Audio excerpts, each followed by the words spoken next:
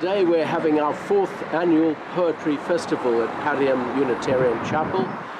This year our focus is on the poets Ted Hughes and Sylvia Plath.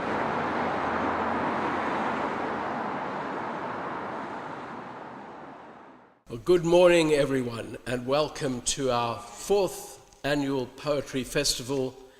And this year, our focus here at Ariel Unitarian Chapel, this year our focus is on the poets Ted Hughes and Sylvia Plath. Ted Hughes, of course, former poet laureate, and it's the 20th anniversary this year of his death, and it's the 55th anniversary of the suicide of Sylvia Plath. Both poets are associated with the West Riding area of West Yorkshire, close to here. Ted Hughes was born in Merthmoroyd, and Sylvia Plath, they lived together for a while in their married life in Heptonstall, and of course Sylvia Plath is buried in Heptonstall graveyard. Well, our speakers this year are familiar to our festival attenders. First is Theresa Sowerby, a poet herself and long-standing teacher of English and drama. She's going to talk today on Sylvia Plath, Beyond Confession. Copies of the poems that she's going to be concentrating on have already been distributed, so apart from your program, you should also have a copy of the poems. But these poems she's only going to talk about right at the end, and she will then refer to them, but I think it's towards the end of her talk. So delighted to welcome you once again, Theresa, to speak on Sylvia Plath.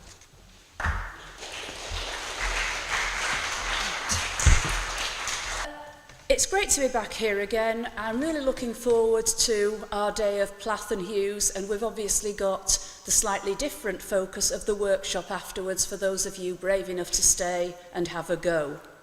So let's start then with Sylvia Plath. The singer-songwriter Ryan Adams has a mysterious lyric on one of his albums which goes, "I wish I had a Sylvia Plath," depicting her as a kind of high-maintenance commodity girlfriend. Having fantasized about her, Adams concludes, "I gotta get me a Sylvia Plath," as though they might be available on Amazon or eBay. Clearly, the song is written tongue-in-cheek, but it taps into the fascination with Plath's passionately brief life and her reputation for poetic hell-raising. Indeed, it has shades of her blistering tirade against marriage and patriarchy in The Applicant, a performance piece which begins with an aggressive list of invasive interview questions and builds up to the lines, "But in 25 years she'll be silver, in 50 gold, a living doll. Everywhere you look, it can sew, it can cook, it can talk, talk, talk." The problem with Plath's biography, her passionate, mutually creative but destructive marriage to Ted Hughes, and her preoccupation with her dead father, is twofold. First, the drama of life and the tragedy of her early suicide are both intriguing and sensational. Secondly, a preoccupation with what lies behind the poems, many of which are based on actual events, often takes precedence in a reader's mind over the achievement of the poem as art. Plath comes from a line of American confessional poets, arguably founded by Robert Lowell, and including Anne Sexton, in which the writer would speak in the first person about private and disturbing emotions.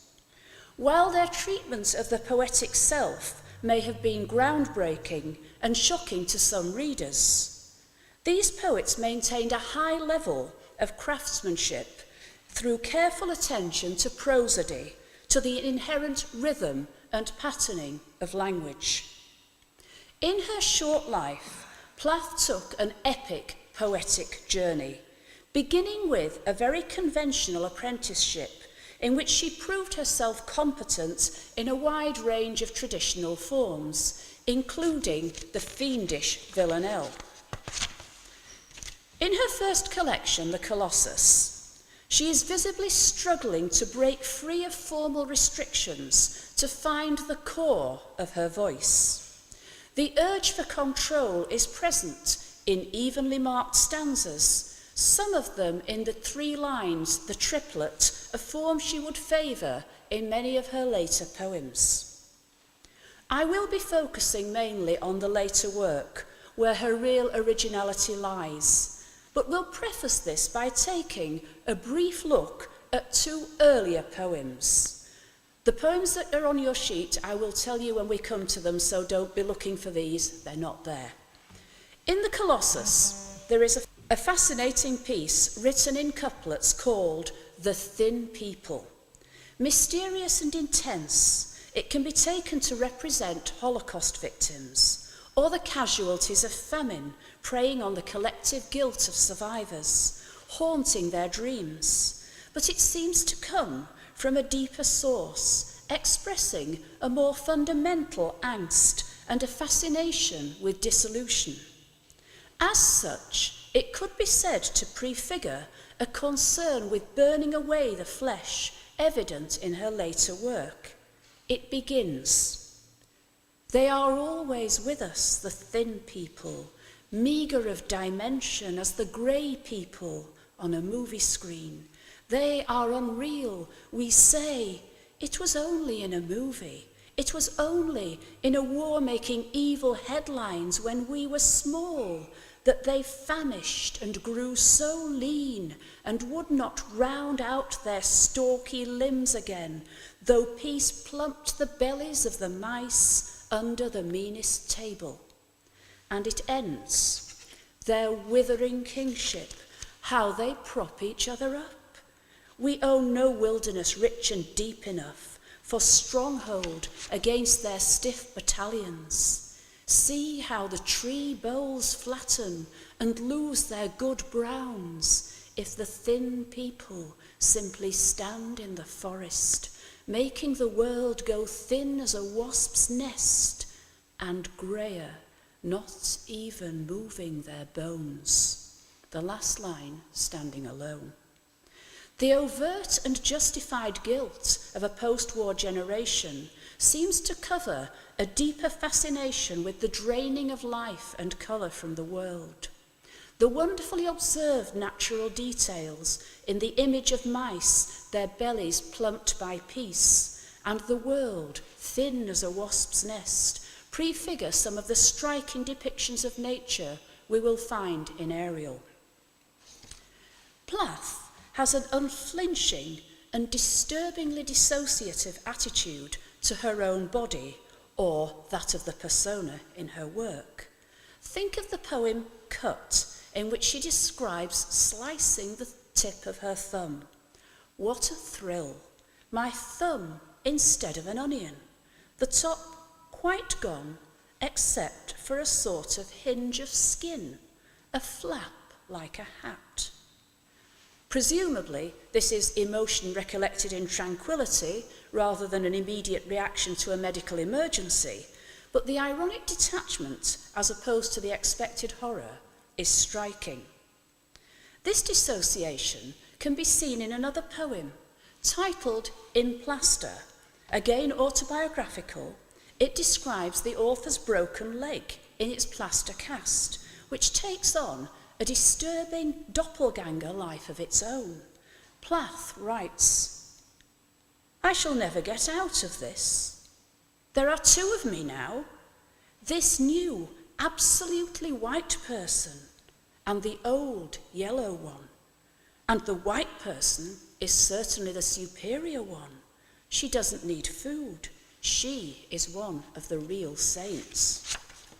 Behind the grim humour, there is a typically Plathian tendency to look at the self with detachment, a troubling admiration of the plaster saint, which foreshadows the strand of religious imagery running through Ariel. I'd like to turn now to the poems of Ariel, the volume Plath was working on in the 2 years preceding her death. and which was edited and published posthumously by Hughes. There has been fierce debate about the nature of this editing and the reservations about the new order of poems and the omission of some. What is certain is that Sylvia Plath was a ruthless reviser of her work, as evidenced by numerous surviving drafts, which have been pared back to muscular, rhythmic, complex tour de force. So it seems more profitable to focus on the work itself than on the controversy surrounding its birth. Let's look first at a trio of poems that have converted millions of teenage girls to poetry. The Applicant, already mentioned, Daddy, and Lady Lazarus. Hughes noted that in her later work, Plath was drawn towards the importance of the spoken voice. These three poems are undoubtedly showstopper performance pieces, spoken in first person by a woman, or in the case of The Applicant, to and about a woman. They address the idea of the male gaze, objectification of women, and the patriarchal trap that passes daughter from overbearing father to oppressive husband, as Otto, Plath and Hughes become one in Daddy. The imagery is visceral and shocking, with the often questioned use of Holocaust references to dramatise a personal situation. However, the striking feature of these poems is how memorable they are. The carefully crafted voice, overlaid with rhyme and repetition, through which they spit their anger and satire. In Daddy, the rollicking childlike rhythm is in macabre contrast with its bleak subject matter, but nevertheless supports a galloping spoken word haste. Based on her father's death and her unravelling marriage to Hughes, it notes the key ages of 9 when Otto Plath died, here rounded up to 10, then 20, the age of her first suicide attempt, and poignantly for us looking back, foreshadows her actual death at 30. Here is how it builds to a climax at the end. You stand at the blackboard, Daddy, in the picture I have of you, a cleft in your chin instead of your foot, but no less a devil for that, no, not any less the black man who bit my pretty red heart in two. I was 10 when they buried you. At 20 I tried to die and get back to you. I thought even the bones would do, but they pulled me out of the sack and they stuck me together with glue, and then I knew what to do. I made a model of you, a man in black with a Mein Kampf look and a love of the rack and the screw, and I said, I do. So, Daddy, I'm finally through. The black telephone's off at the root. The voices just can't worm through. If I've killed one man, I've killed two. The vampire who said he was you and drank my blood for a year. 7 years if you want to know. Daddy, you can lie back now. There's a stake in your fat black heart, and the villagers never liked you. They are dancing and stamping on you. They always knew it was you. Daddy, you bastard, I'm through. The insistent rhymes with you and the abundant blunt monosyllables, for example, in fat black heart, give the poem a relentless drive to its defiant resolution. This is biography hammered out in anger for the stage. A touching point is that the reference to a phone where the voice can't worm through is probably based on a true incident when Plath answered the phone to Assia Weevil, Hughes's lover, and ripped out the wire in a fury. Lady Lazarus is, if anything, a more accomplished self-dramatisation of extreme emotion, eerily referencing the speaker's age, 30, and the death at the end of each previous decade. In the February after her 30th birthday, Plath would block the door to her children's room with wet rags, leave milk for them, and turn on the gas in the oven. In Lady Lazarus, the Gothic excess begins with the actual reification of body parts, turning them into objects. My right foot, a paperweight, my face, a featureless, fine dew linen, and continues in melodramatic heaping of horror upon horror, satirizing the voyeurs as a peanut-crunching crowd, and building to the threat of a revenant in the last lines. Beware, beware, out of the ash I rise with my red hair, and I eat men like air. The short lines in triplets, the insistent rhyme balanced by subtler half-rhyme, for example in fine dew linen, mark Plath out as what might be termed an early performance poet. These are confessional poems, uncomfortable, exhilarating, and fueled by anger. But are they great works?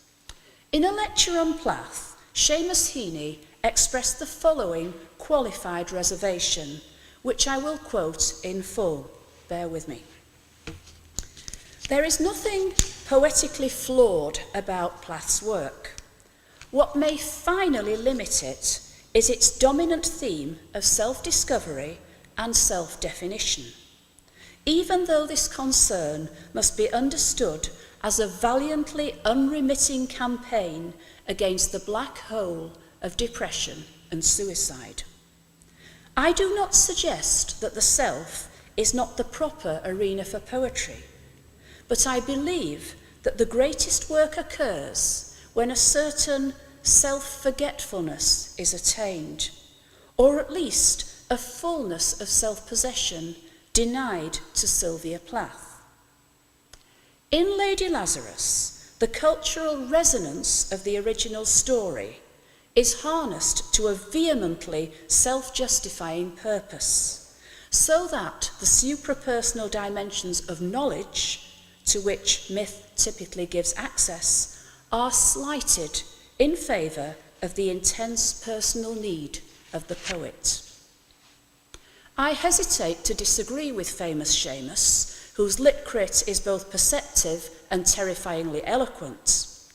Heaney has a point about the lack of self-forgetfulness and the vehemently self-justifying purpose in these poems. I think he's right about Lady Lazarus. However, look elsewhere in the volume, and we find work of astonishingly perceptive and transcendent artistry. Before we move on to these, however, I'd like to celebrate Plath's work in a more life-asserting vein. During the last years of her life, she was mother to a young daughter and a baby son. Turning her attention to the condition of pregnancy and the wonder of new life, Sylvia Plath reveals an extraordinary tender playfulness in her ingenious choice of imagery, along with a sense of awe at the new individual who both is and is not part of her. Here, the instinct for dissociation is positive and liberating. Ariel opens with Morning Song, addressed to Frida on her birth. Morning Song. Love set you going like a fat gold watch. The midwife slapped your foot soles, and your bawled cry took its place among the elements. Our voices echo, magnifying your arrival. New statue. In a drafty museum, your nakedness shadows our safety. We stand round, blankly as walls. I'm no more your mother than the cloud that distills a mirror to reflect its own slow effacement at the wind's hand. All night your moth breath flickers among the fat pink roses. I wake to listen. A far sea moves in my ear. One cry, and I stumble from bed, cow-heavy and floral in my Victorian nightgown. Your mouth opens clean as a cat's. The window square whitens and swallows its dull stars. And now you try your handful of notes. the clear vowels rise like balloons. The physicality of cow-heavy and floral, and clean as a cat's to describe a newborn's mouth, are balanced by the ethereal lines, all night your moth breath flickers, and the wonderful image of the vowels of Frida's cry being a handful of notes rising like balloons.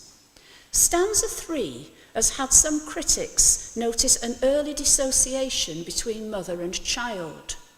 I am no more your mother than the cloud that distills a mirror to reflect its own slow effacement at the wind's hand. But surely, taken with the awed tone of the whole, this could more reasonably be read as an acknowledgement of the baby's uniqueness and individuality. The next poem, You're, a joyful celebration of pregnancy and playful wonder at the growing fetus, is reminiscent in some ways of the acute observation in some of Hugh's animal poems, but without the darkness. It speaks for itself. It is, like the unborn child's acrobatics in the womb, a bravura performance in images, like an Anglo-Saxon riddle. You're clown-like, happiest on your hands, feet to the stars and moon sculled, gilled like a fish, a common sense thumbs down on the dodo's mode, wrapped up in yourself like a spool, trawling your dark as owls do, mute as a turnip from the 4th of July to All Fool's Day. O high riser, my little loaf, vague as fog and looked for like mail, farther off than Australia, bent-backed Atlas, our travelled prawn, snug as a bud and at home like a sprat in a pickle jug, a creel of eels all ripples, jumpy as a Mexican bean, right like a well-done sum, a clean slate with your own face on. The ease with which Plath thinks in associative imagery reaches its peak in the finest poems in the volume Ariel. The 3 I would like to focus on are Tulips, The Moon and the Yew Tree, and the title poem Ariel. You have copies of these on the handout, which you may now look at if you wish. To begin with Tulips. Written when Plath was in hospital for an appendectomy, it is a wonderfully controlled poem located within a precise experience, receiving tulips when in a hospital bed. But it explores with consummate skill and perception the attractions of anaesthetised self-effacement set against the reassertion of a life force represented by the threateningly red flowers. At the poem's climax, the tulips are conflated with the heart of the speaker in the powerful image, my heart which opens and closes its bowl of red blooms for me. Plath once said that the manipulative mind must control its most terrifying experiences.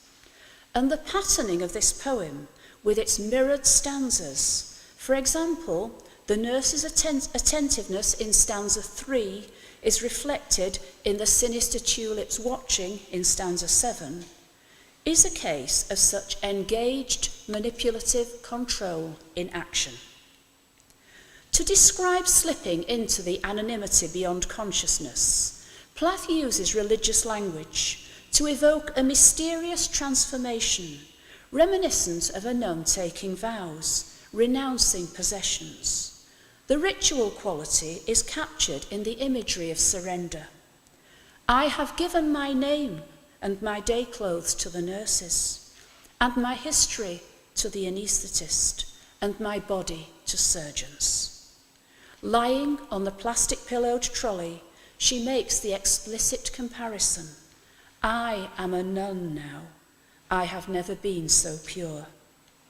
Later, she speaks of the freedom of such a state, again using a religious image.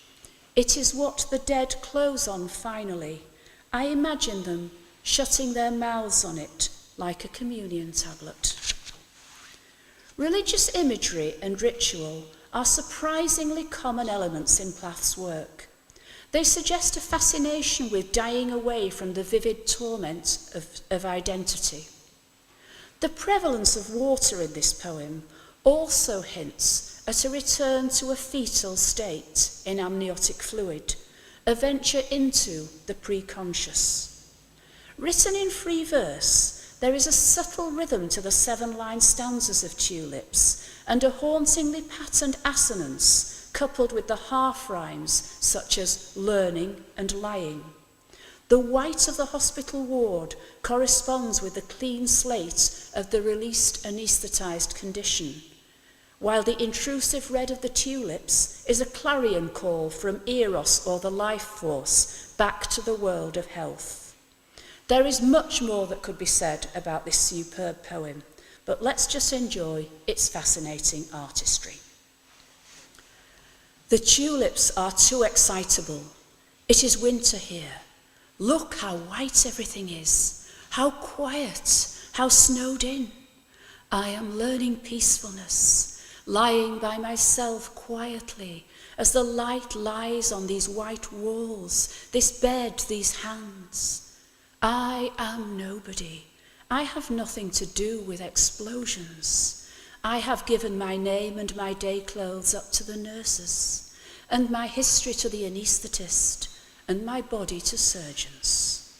They have propped my head between the pillow and the sheet cuff, like an eye between two white lids that will not shut. Stupid pupil, it has to take everything in. The nurses pass and pass. They are no trouble. They pass the way gulls pass inland in their white caps, doing things with their hands, one just the same as another, so it is impossible to tell how many there are. My body is a pebble to them. They tend it as water tends to the pebbles it must run over, smoothing them gently. They bring me numbness in their bright needles. They bring me sleep. Now I have lost myself. I am sick of baggage. My patent leather overnight case like a black pillbox. My husband and child smiling out of the family photo. Their smiles catch onto my skin, little smiling hooks. I have let things slip. A 30-year-old cargo boat stubbornly hanging on to my name and address. They have swabbed me clear of my loving associations. Scared and bare on the green plastic-pillowed trolley, I watch my tea set, my bureaus of linen, my books sink out of sight, and the water went over my head. I am a nun now. I have never been so pure. I didn't want any flowers. I only wanted to lie with my hands turned up and be utterly empty. How free it is. You have no idea how free. The peacefulness is so big it dazes you. And it asks nothing. A name tag, a few trinkets. It is what the dead close on, finally. I imagine them shutting their mouths on it like a communion tablet. The tulips are too red in the first place. They hurt me. Even through the gift paper, I could hear them breathe lightly through their white swaddlings like an awful baby. Their redness talks to my wound. It corresponds. They are subtle. They seem to float, though they weigh me down, upsetting me with their sudden tongues and their colour, a dozen red lead sinkers round my neck. Nobody watched me before. Now I am watched. The tulips turn to me, and the window behind me, where once a day the light slowly widens and slowly thins, and I see myself, flat, ridiculous, a cut paper shadow between the eye of the sun and the eyes of the tulips. And I have no face. I have wanted to efface myself. The vivid tulips eat my oxygen. Before they came, the air was calm enough, coming and going breath by breath without any fuss. Then the tulips filled it up like a loud noise. Now the air snags and eddies round them, the way a river snags and eddies round a sunken rust-red engine. They concentrate my attention, that was happy, playing and resting, without committing itself. The walls also seem to be warming themselves. The tulips should be behind bars like dangerous animals. They are opening like the mouth of some great African cat. And I am aware of my heart. It opens and closes its bowl of red blooms out of sheer love of me. The water I taste is warm and salt like the sea, and comes from a country far away as health. An even less comfortable balance between opposing forces is explored in our next poem, The Moon and the Yew Tree. The moon and the yew tree, set in the graveyard visible from Plath's Devon farmhouse window, explores a personal state of terrifying emptiness through a wonderfully formal balancing of the poem's two elements: the gothically erect black yew tree and the moon's face, white as a knuckle, represent, respectively, the male and the female. The moon is an archetypal presence in much of Plath's writing. In her book, Ariel Letters, Erica Wagner writes, "The moon was her baleful influence. Its pale face appears in so many of her poems, from the moonglint of fawn to the moon that stares from her hood of bone in Edge, the last work in the collected poems." Ted Hughes writes, "There is a strange muse, bald, white and wild, in her hood of bone, floating over the landscape like that of the primitive painters, a burningly luminous vision of a paradise which is, at the same time, eerily frightening, an unalterably spotlit vision of death." The opening of The Moon and the Yew Tree is strikingly abstract, focusing on symbolic colours before introducing the persona as if she were a god on whom the grasses unload their griefs. Separated from her house by headstones, the speaker seems trapped in a nightmare between life and death. "This is the light of the mind, cold and planetary. The trees of the mind are black, the light is blue, the grasses unload their griefs on my feet as if I were God." The moon, the antithesis of protective maternity, drags the sea like a dark crime, and is quiet with the o-gape of complete despair. It is difficult not to see in the visual presentation of this coined word, o-gape, a mirror or an opposed force to the similar Greek agape, the highest form of unconditional love. Just as the moon and the yew tree are balancing elements, the one being grounded and rising, the other in the heavens looking down, one black, the other white, one masculine, the other feminine. To counteract their bleak discomfort, there is in the poem a yearning for the tenderness of a mother embodied in the idea of the Virgin Mary. The speaker says, "The moon is my mother. She is not sweet like Mary. Her blue garments unloose small bats and owls. How I would like to believe in tenderness. The face of the effigy, gentled by candles, bending on me in particular, its mild eyes." The wonderful echoing of the vowel sound and the hidden rhyme in the word tenderness with the striking verb gentled is continued in the beginning of the next line in bending. A similar dwelling on light is reflected in the delicate blue of the saints, A complex image, as the faces being stiff with holiness seems to undermine the delicacy of their floating. It is clear from earlier drafts of this poem that Plath wanted to leave this depiction ambiguous, since she took out longer, more negative descriptions of the saints. In reading the poem, the poignancy of longed-for light and love is ultimately eclipsed by the bleak ending, which returns us to the bald, wild moon and the unspeakable message of the yew tree. But nevertheless, it gives an emotional subtlety and a formal balance to the work. The syntax and rhythm of the poem are striking, as it repeatedly features simple staccato sentences opening out into longing and then snapping shut again. The moon and the yew tree. This is the light of the mind, cold and planetary. The trees of the mind are black, the light is blue.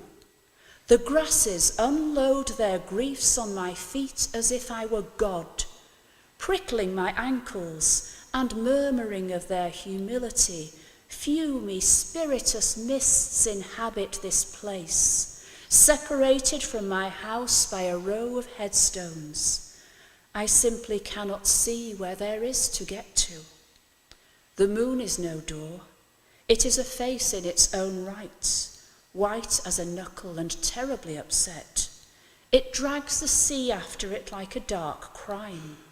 It is quiet with the gape of complete despair. I live here. Twice on Sunday, the bells startle the sky. 8 great tongues affirming the resurrection. At the end, they soberly bong out their names. The yew tree points up. It has a Gothic shape. The eyes lift after it and find the moon. The moon is my mother. She is not sweet like Mary. Her blue garments unloose small bats and owls. How I would like to believe in tenderness. The face of the effigy gentled by candles, bending, on me in particular, its mild eyes. I have fallen a long way. Clouds are flowering blue and mystical over the face of the stars. Inside the church, the saints will be all blue, floating on their delicate feet over the cold pews, their hands and faces stiff with holiness. The moon sees nothing of this. She is bald and wild, and the message of the yew tree is blackness, blackness and silence. We'll turn now to the title poem of this collection. Written on Plath's last birthday, and taking the biographical detail of riding a horse of that name. Ariel also references the airy spirit in Shakespeare's The Tempest. What is less well known is that it could also mean God's lioness, which is mentioned in the poem, or the altar and hearth of God. Judith Kroll quotes from the Catholic Encyclopedia, a book we all ought to have on our desks, no doubt. The altar of holocausts is called the Ariel of God. On this altar burned the perpetual fire that was used to consume the sacrificial victims. Interesting interpretation, possibly, of the last image in the poem in the light of this. Now, what is most fascinating about the volume's titled poem is its layering of the thrilling physical and visual experience of an early morning ride with what the critic and poet Mark Ford has called Plath's equally thrilling quest for a new kind of poetry, one able to communicate through the energy of its rhythms and the violence of its imagery, dangerously powerful, indeed overwhelming feelings. Ford also draws a comparison between Plath's writing here and that of the 17th century metaphysical poets, suggesting that, as in the work of Andrew Marvell, there is a dialogue between the body and the soul. An interesting analogy, although I would suggest that Ariel's energy goes far beyond dialogue towards a dramatised conflict in which the refined self, shedding superfluous matter, strips its material body of the world. Indeed, the metaphysical poet Plath most strongly resembles, in my mind, is not Marvell, but John Donne, whose insistent first-person self-dramatisation of torment similarly seeks a release in images of either union or dissolution. In A Valediction of My Name in the Window, Donne compares his carved name in the glass to his own dismembered body, asking his lover to think this ragged, bony name to be my ruinous anatomy. The use of bony to describe the letters, blending it beautifully or painfully with the body. In the ecstasy, the lovers' union is expressed in a powerful, painful image of their eyes being bound together. Our eye-beams twisted and did thread, our eyes upon one double string. This treatment of body, both as something externalized and yet capable of suffering, is a quality shared by both poets.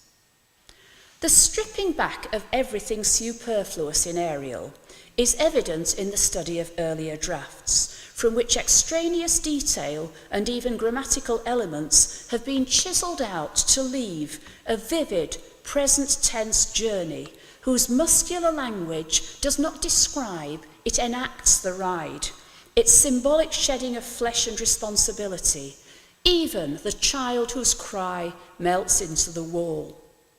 As the earthbound blackberries cast dark hooks, not unlike the photograph of husband and child in tulips, something else draws the speaker in an inexorably upward motion. And I am the arrow, the dew that flies, suicidal at one with the drive into the red, aye, the cauldron of mourning. Though both arrow and dew are destined to fall again, the emphasis is on flight and evaporation. The word suicidal has been heavily interpreted as a harbinger of Plath's intentions. But here, in the final thrust of a poem whose contradictions remain creatively unresolved, the emphasis is on a figure of Icarus on his impulsive upward journey. The Lady Godiva reference, 11th century noblewoman, early proto-feminist perhaps, she was reputed to have ridden naked through the streets of Coventry in protest against the excessive taxes her husband was imposing on his tenants. So the Lady Godiva reference echoes the rage against patriarchy in her other work, just as the striptease reminds us of elements of Lady Lazarus, but here it's contained and integrated. Thighs, hair, flakes from my heels, white Godiva I unpeel, dead hands, dead stringencies. The flesh itself is unpeeling, in a suggestion of release, rather than the melodramatic threat of the revenant at the end of Lady Lazarus. The speaker becomes the landscape, just as the curve of the horse's neck becomes one with the furrowed ground.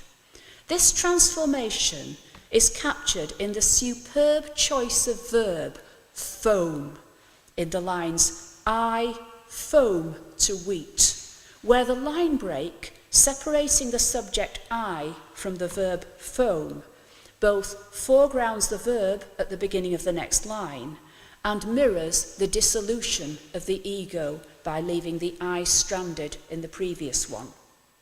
Here is the poem in full, written in severely pruned triplets, with the last line separated to stand alone. The word tor refers to a hill or rocky outcrop in local parlance in Devon. Ariel. Stasis in darkness, then the substanceless blue pour of torrent distances. God's lioness, how one we grow, pivot of heels and knees, the furrow splits and passes, sister to the brown arc of the neck I cannot catch. Nigger-eye berries cast dark hooks, black, sweet blood mouthfuls, shadows. Something else hauls me through air, thighs, hair, flakes from my heels. White Godiva I unpeel, dead hands, dead stringencies. And now I foam to wheat, a glitter of seas. The child's cry melts in the wall, and I am the arrow, the dew that flies, suicidal at one with the drive into the red eye, the cauldron of mourning. In his preface to the American edition of Ariel, the poet Robert Lowell described Plath's work as playing Russian roulette with 6 cartridges in the cylinder. Like John Donne, Plath, fiercely egocentric and acutely self-aware, combines intellect and emotion in a pitiless examination of the self, stretching the boundaries of language and thought. To answer Heaney's reservation, in the finest of her late work, Plath transcends confession to transform experience into haunting music and archetypal imagery. In the crucible of her poetic genius, the carbon of biography is refined into the diamond of hard-won art. So, yes, she is more than confessional. Thank you.